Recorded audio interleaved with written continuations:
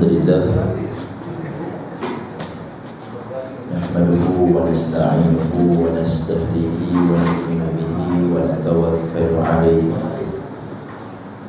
wa na'udzu billahi min shururi anfusina wa sayyiati a'malina man yahdihillahu fala mudilla lahu wa man yudlil fala hadiya lahu. أشهد أن لا إله إلا الله وحده لا شريك له له الملك وله الحمد يحيي ويميت وهو على كل شيء قدير. اللهم صل وسلم وبارك على سيدنا محمد وعلى آله ومن تبعهم بإحسان إلى يوم الدين. قالوا سبحانك لا علم لنا إلا ما علمتنا إنك أنت العليم الحكيم ولا حول ولا قوة إلا بالله العلي العظيم. قال الله سبحانه وتعالى في القرآن الكريم بعد أن أعوذ بالله من الشيطان الرجيم ولا تحسبن الذين قتلوا في سبيل الله أمواتا بل أحياء عند ربهم يرزقون. صدق الله العظيم. Muslimin dan muslimat, hadirin dan hadirat, tuan dan puan, mudah-mudahan dirahmati Allah. Pertama dan selamanya kita rafakkan rasa syukur kita kepada Allah di atas peluang dan kesempatan yang masih lagi diberikan oleh Allah untuk sama-sama kita melaksanakan kewajipan dan tanggungjawab kita sebagai hamba Allah Subhanahu wa taala. Mudah-mudahan sekiranya peringatan yang akan disampaikan pada malam yang mulia ini berikan kebaikan serta manfaat sebagai suatu bentuk renungan untuk kita lebih mendekatkan diri kepada Allah Subhanahu wa taala. Dan insya-Allah pada malam ini kita akan masuk pada hadis yang kedua berkenaan dengan al-jihadu fi sabilillah.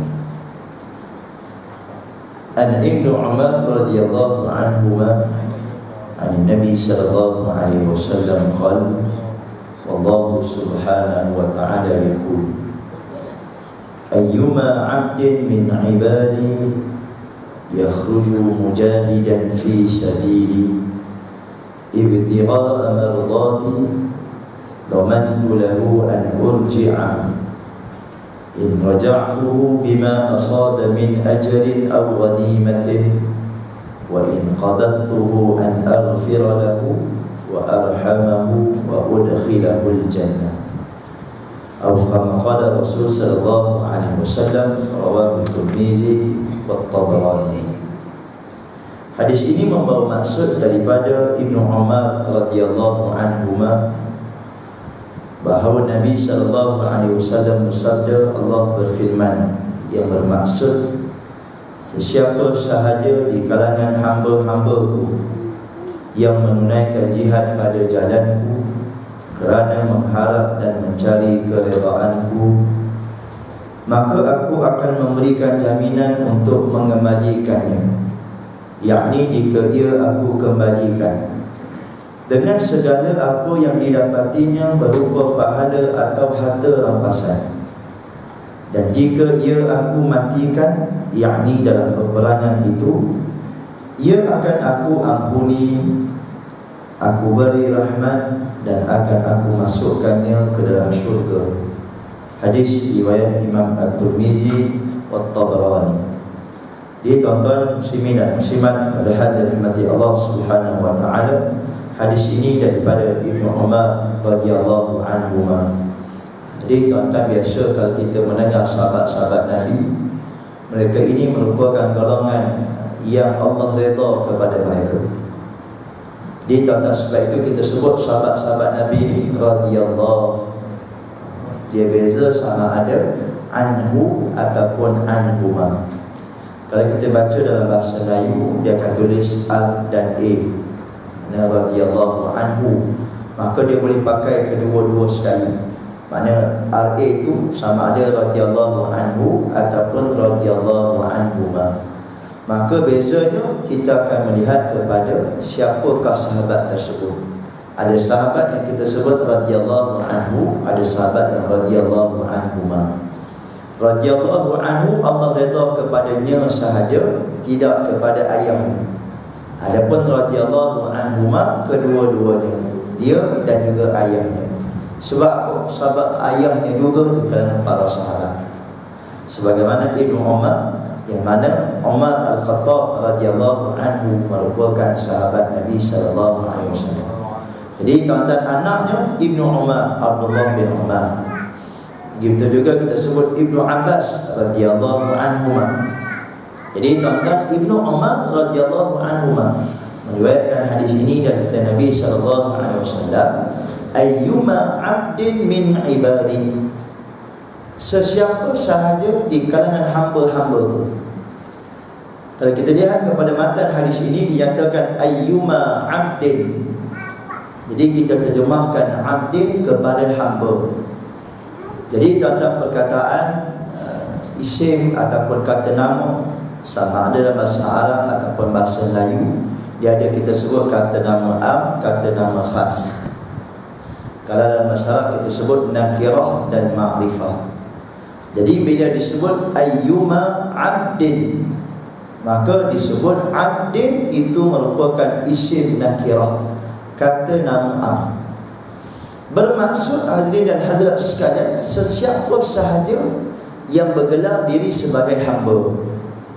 Jadi maknanya hadis ini merupakan satu hadis yang Allah Subhanahu wa ta'ala nak tujukan kepada sekalian hamba-hambanya.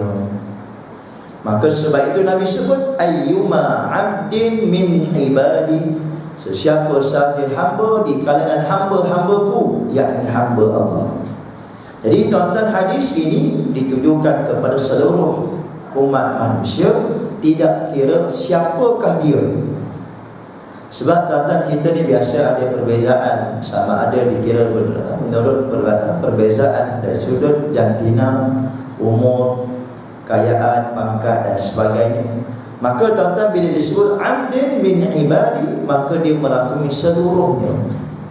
Jadi tuan-tuan, sama ada kita ni lelaki ke perempuan ke, tua ke muda ke, kaya ke miskin dan sebagainya, yang ada perbezaan pada diri manusia, maka dia tidak terkecuali. Maka fahamlah kita bahawa hadis ini Nabi tujukan kepada setiap umat manusia, yang mana Nabi menyatakan bahawa ayyuma 'abdin min ibadi yakhruju mujahidan, yang mana mereka keluar daripada rumahnya, daripada kampungnya, daripada kita sebut penempatannya. Jadi tata mereka keluar itu mujahidan. Jadi tata keluar itu sebagai seorang yang berjihad.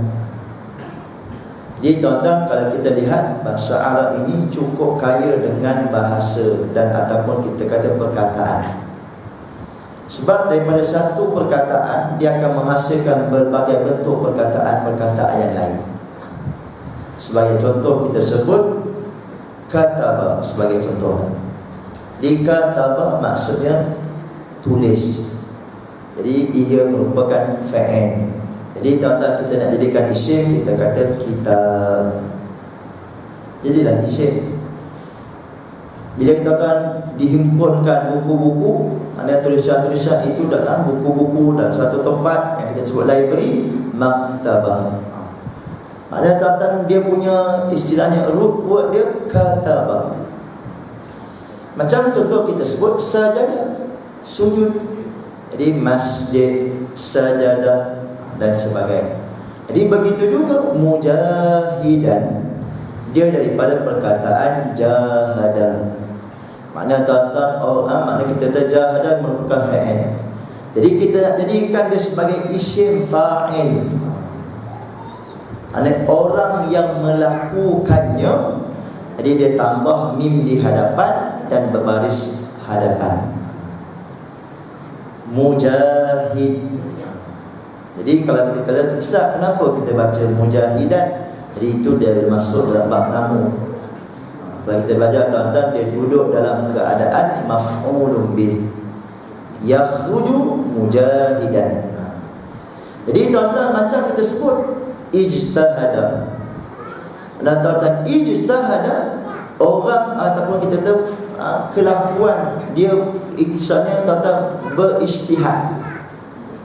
Jadi tuan-tuan, orang yang berijtihad kita sebut apa? Mujtahid. Itu contohlah. Jadi tuan-tuan, maknanya Nabi nak sebut kepada kita, dia keluar tu daripada rumahnya, daripada kampung halamannya itu sebagai mujahidan, sebagai orang yang berjihad.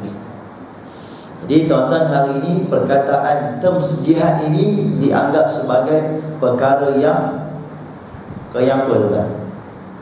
Yang macam-macam, yang ganas, yang merosakkan, yang melampau, yang berdosa, yang ekstrim, teroris dan sebagainya. Sehingga kalau kata tak ada beza di antara jihad dan juga jahat. Tuan-tuan, dia didoktrinkan dalam kepala otak kita ni bahawa sesungguhnya orang yang berjihad itu orang yang jahat. Dan tuan-tuan, kita tidak menafikan mungkin di sana adalah perkara yang kita sebut IS, IC dan sebagainya. Dan benda tu tuan-tuan, benda yang bukan mustahil. Mungkin kita boleh terima orang yang berjihad, yang melampau. Dan hari ini tuan-tuan, kita tak pelik, sebab perkara melampau dalam agama ini bukan setakat berlaku di zaman sekarang, bahkan berlaku sejak zaman Nabi SAW. Dan tuan-tuan, zaman Nabi pun ada orang melampau dalam perkara ibadat. Zaman sahabat pun berlaku juga. Dah zaman dua yang kita kata yang hebat itu pun berlaku. Maka adakah kita nak boleh bagi jaminan tak berlaku zaman sekarang? Jadi tuan-tuan, kita tidak menafikan mungkin ada orang yang melampau dalam perkara jihad. Tetapi hadirin dan hadirat sekalian, dalam kita memahami perkara tersebut, jangan kita menafikan perkara al-jihad ini merupakan di antara perkara yang dituntut dalam agama. Maknanya tuan-tuan, yang perkara itu mendatangkan kita kata ganjaran yang besar di sisi Allah Subhanahu wa ta'ala. Maka Nabi sebut kepada kita, sesiapa sahaja yang keluar daripada rumahnya sebagai mujahidan, maka Nabi sebut mujahidan fi sabili, pada jalanku, yakni pada jalan Allah. Maknanya tuan-tuan, memang kita berjihad, tapi mungkin kita sebut ada orang berjihad, kita kata perkara yang tidak sepatutnya. Maka Nabi sebut yang sepatutnya mujahidan fi sabili, ataupun kita sebut jihad pada jalan Allah. Maka tuan-tuan, apakah yang dimaksudkan dengan mujahidan fi sabili, yang berjihad pada jalan Allah? Apa maksudnya? Adakah tuan-tuan dia terikat dengan orang yang hanya berjuang pada jalan Allah? Itu bermaksud mereka turun di medan tempur, berperang, mengangkat senjata, bertempur dengan musuh Allah? Ataupun apakah maksudnya? Maka inilah pentingnya untuk kita memahami apakah yang kita kata maksud sebenar daripada perkataan al-jihadu fi sabilillah, berjihad pada jalan Allah Subhanahu wa ta'ala. Dan perkara ini telah pun ditanya oleh sahabat kepada baginda Nabi SAW. Bagaimana baginda menyatakan, sahabat bertanya kepada Rasulullah, ya Rasulullah, ada orang yang berjihad kerana apa? Lil maghnam, kerana mereka nak dapat harta rampasan perang. Jadi tuan-tuan, tidak dinafikan di zaman Nabi pun ada di kalangan umat Islam yang berjuang turun di medan perang itu kerana lil maghnam, kerana harta rampasan perang. Sebab tuan-tuan sekalian, kalau kita tak masuk perang, kita tak dapat harta ghanimah. Jadi tuan-tuan, dia berjuang sebab apa? Sebab supaya dia termasuk dalam senarai orang yang mendapat ghanimah. Itu zaman Nabi SAW. Dan kita kena faham tuan-tuan sekalian, perkara tentang al-jihad fi sabilillah, kata Rasulullah, madin ila yaumil qiyamah, dia akan berkekalan sehingga hari kiamat. Maknanya tuan-tuan, dia akan ada sepanjang masa orang yang berjuang kerana harta. Macam contoh orang sebut, Ustaz, kita ni berjuang di Selangor ni, takut kita nak fikir Selangor ni negeri yang kaya. Jadi kita pakat berjuang sebab kita nak dapat harta. Jadi sebab itu tuan-tuan sahabat bertanya, ya Rasulullah, ada orang yang berjuang kerana lil-maghnam, kerana harta ghanimah. Dan sahabat bertanya lagi, ya Rasulullah, ada orang yang berjuang kerana lisyaja'ah, untuk nak menunjukkan diri dia itu di kalangan orang yang berani. Sebab tuan-tuan, memang berlaku di zaman itu, apabila orang lelaki yang tidak turun di medan tempur, maka dia dikira sebagai orang yang penakut, orang yang bacul. Anak tuan-tuan penakutlah. Sebab apa? Tak berani turun mengangkat senjata bertempur. Jadi tuan-tuan, dia turun tu sebab apa? Supaya orang melihat, ish, dia tu orang berani. Tidak, dia tak akan turun medan jihad. Jadi tuan-tuan, kita duk tengok, tunjukkan kita ni berjihad, supaya orang kenal kita ni sebagai orang yang berani. Kemudian sahabat tanya lagi, ya Rasulullah, ada orang yang berjuang kerana nak mendapatkan pangkat dan jawatan. Ada tuan-tuan dia berjuang supaya dia dapat gelaran datuk sebagai contoh. Kalau setakat datuk cucu ni biasa dah. Ni datuk lain. Biasa orang panggil haji, dipanggil lain. Datuk lain sikit lah. Ataupun tuan-tuan kita tulis ujung tu dia ada dia punya gelaran, AMK ke, PJK ke, macam-macam. Macam-macam pangkat yang dia nak, supaya bila dia tulis tu orang kenal, ini ada pangkat-pangkatnya. Jadi tuan-tuan, itu dari sudut itu. Bahkan tuan-tuan, ada orang yang berjuang kerana nak dapatkan pangkat jawatan. Macam-macam jawatan ada tuan-tuan sekalian. Maka sahabat pun bertanya lagi, ya Rasulullah, ada orang yang berjuang supaya dia diingat, dilihat ataupun disebut-sebut namanya, jasanya. Tuan-tuan sekalian, kita tak nafikan, memang ada orang yang berjuang kerana dia nak disebut-sebut jasa. Dan tuan-tuan, bila kita mari tengok, kita sebut haji, dia itulah yang banyak bagi jasa kat seluruh kita. Maknanya tuan-tuan dia suka dengar. Itu kita sebut sebagai as-sum'ah. Maknanya tuan-tuan sekalian, sahabat bertanya, nak minta orang kata penjelasan, pencerahan daripada Nabi SAW. Maka Nabi menyatakan bahawa man qatala litakuna kalimatullahi al-'ulya fahuwa fi sabilillah. Maka Nabi memberikan satu panduan kepada sahabat dan kepada kita sebagai umatnya. Apakah yang dimaksudkan dengan al-jihad fi sabilillah? Siapakah mereka? Maka Nabi bersabda, man qatala litakuna kalimatullahi al-'ulya. Sesiapa sahaja di kalangan umatku yang berjuang untuk nak meletakkan agama Allah di tempat yang tertinggi. Maknanya tuan-tuan, dia berjuang itu kerana nak meletakkan agama Allah di tempat yang tertinggi. Fahuwa fi sabilillah. Maka mereka itulah orang yang berjuang pada jalan Allah. Jadi tuan-tuan, fahamlah kita daripada hadis ini, para ulama menyatakan bahawa orang yang digelar sebagai mujahid fi sabilillah, dia bukan setakat bertempur, mengangkat senjata, bertempur dengan musuh Allah, tetapi apa sahaja perjuangannya untuk nak meletakkan agama Allah di tempat yang tertinggi. Fahuwa fi sabilillah. Maknanya tuan-tuan sekalian, al-Islam ya'lu wa la yu'la alaihi. Nabi menyatakan bahawa Islam itu tertinggi dan tak ada lebih tinggi daripadanya. Dan kita memahami bahawa al-Islam wa ad-din, Islam ini merupakan satu cara hidup dan dia merangkumi seluruh aspek kehidupan kita. Sebab itu tuan-tuan, kita sebut di antara sifat Islam itu, dia bersifat syumul. Dia sifat sempurna, menyentuh segala aspek kehidupan umat manusia.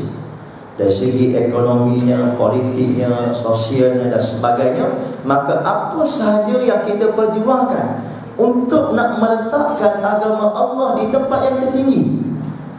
Contoh, kita berjuang dalam bidang ekonomi untuk nak memastikan ekonomi Islam itu berada di tempat yang tertinggi, insya-Allah itu dikira sebagai fi sabilillah. Kita juga berjuang supaya umat Islam memahami bahawa hanya politik Islam sahaja yang mendapat tempat di sisi Allah Subhanahu wa taala, maka insya-Allah itu juga dikira sebagai fi sabilillah. Maka sebab itu hadirin dan hadirat sekalian, bagaimana kita kena memahami bahawa apa yang disebut sebagai mujahidan fi sabili, orang yang berjuang, orang yang berjihad pada jalan Allah Subhanahu wa taala, inilah kita kata kefahaman yang sebenar. Tetapi tuan-tuan, kita tidak menafikan di antara semua itu, para ulama menyatakan bahawa pastinya jihad menentang musuh, mengangkat senjata di medan perang itu di antara perkara yang besar. Maknanya tuan-tuan, di antara perkara yang hebat. Sebab itu tuan-tuan, kalau tuan-tuan ada kitab ini, dalam surat yang ke-10 tuan ini, ada dinyatakan tentang hadis Nabi SAW. Bagaimana hadis itu dia ada sedikit kita kata perbahasan. Secara kesimpulan yang saya sebut tentang hadis yang mungkin kita biasa dengar, bila sahabat pulang dari medan jihad, maka dia berkata Nabi bersabda, kita baru pulang daripada jihad yang kecil menuju jihad yang besar. Dan jihad yang besar itu apa dia? Nafsu. Jadi tuan-tuan sekalian, pertama sekali, hadis ini dia bukan kalam Rasulullah, ia merupakan kalam sahabat. Ada yang mengatakan kalam Sayyidina Ali karamallahu wajhah. Kemudian tuan-tuan, kita kena faham maksud yang dinyatakan bukan